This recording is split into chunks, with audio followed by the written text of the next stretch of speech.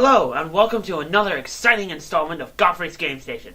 I'm your host, the spacefaring hero, Owen Godfrey, and today I have a very special episode for you video game collectors out there, as we'll be talking about unreleased and cancelled video games.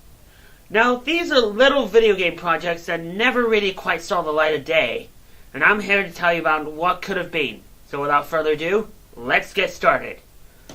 So first up on the list today is a game called Dinosaur Legend, or in Japan it would have been known as Kiryu Densetsu, for anyone who speaks Japanese.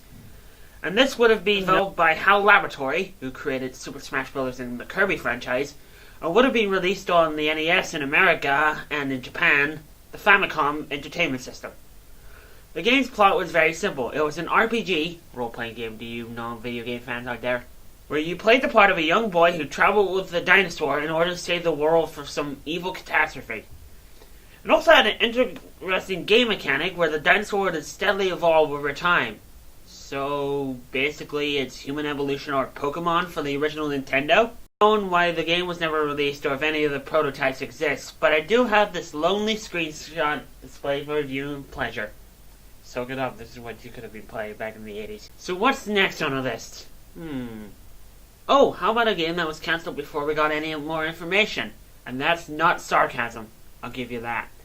The game I'm talking about is called Runebird, or Runebird. Don't know, it's maybe a mistranslation. Maybe it's just a mistranslation of the games somehow. Because I always called it Runebird, because it sounded like an actual title. It would have been created by Max Entertainment, but it was published by another video game company called Takuyo for the original Xbox.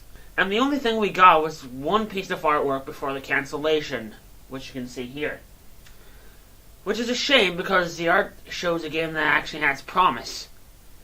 And it would have had gameplay similar to Shining Force by Sega. Oh, I love that game! And it would have had been a great addition to my collection if it had been released at the time and if I still had my Xbox. But I don't, because I gave it away and most of the games weren't working, but I'm smarter now. Take that, suckers!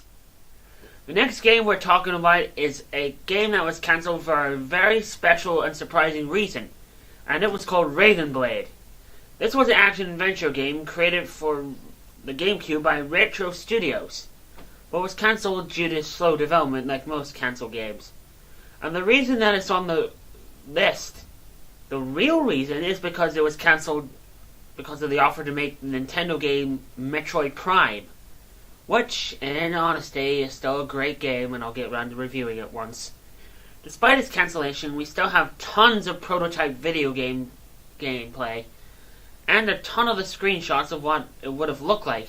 And despite the graphical being outdated, it's pretty good. Next up is Castlevania The Bloodletting.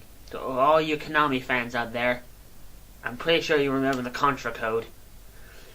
This game would have been released for the 32X add-on for the Sega Genesis console sometime in 1996 or 1997. All that exists are a few sprites of Richter Belmont and Maria Reynard, who most people know are returning from Castlevania Rondo of Blood or Dracula X, depending on what version you're playing, as well as Richter's new rival who has no name. So in the meantime, let's just call him Bob. Per Bob. Because it's a shame that I'll never get to play this game, even though I played a ton of the other ones. I mean, Symphony of the Night, Harmony of Dissonance, Lords of Shadow, the original game, and even though it's the same story told 1,000 times over. For this next part, we'll be taking a look at a Star Wars game that was cancelled because Disney bought the license. And the game in question is called Star Wars 1313. Which sounds more like a code name for a game than its actual release title. There were a few Star Wars cancelled games over the years, such as Battlefront 3 and Imperial Commando, the sequel to Republic Commando. The game would have had you play as bounty hunter Boba Fett, long before Return of the Jedi, as he explores a sub-level of the criminal underworld called Level 1313 and comes across a conspiracy. This game was to be a lot darker and mature than other Star Wars games that have been made over the years. And it's probably the main reason it stands out from the other cancelled games. This could be one of the reasons why Disney decided to can the project, because it was too comparison dark in comparison to their happy, kid-friendly vision of Star Wars, despite there being a lot of pretty dark moments in the films if you look at it closely. Finally on our list is a well-known example of a cancelled game that people are still trying to make to this day. That is none other than Zelda, an expansion to the now classic Nintendo 64 game, The Legend of Zelda Ocarina of Time. I think that's the first time I've mentioned Zelda in this series yet. And oh boy, is this a big one. The game would have had remixed dungeons, new quests, and places to explore while up to your usual hijinks such as smashing pots.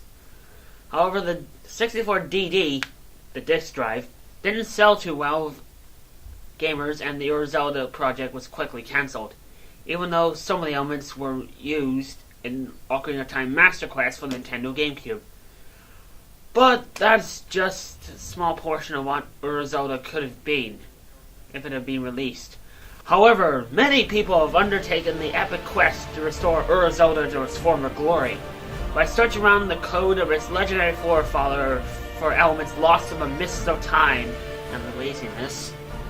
And the result is known as the Zelda Restoration Project, which seeks to create the true Zelda gaming experience that uses many elements from Zelda and the beta of Ocarina of Time itself as its basis. But will we ever get an official version of Zelda from Nintendo? Well, only time will tell.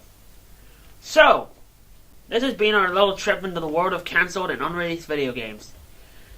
It's a shame that we can't play most of these games as they look pretty cool, but who knows, maybe someone will develop the games from what information we have and release them.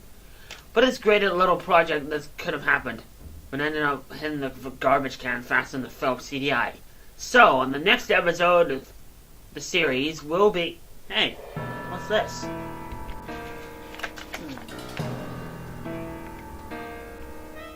Mario Nuts.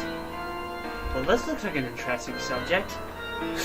Especially since it has that cover where Mario looks like you saw Luigi chowing down on the spaghetti without him.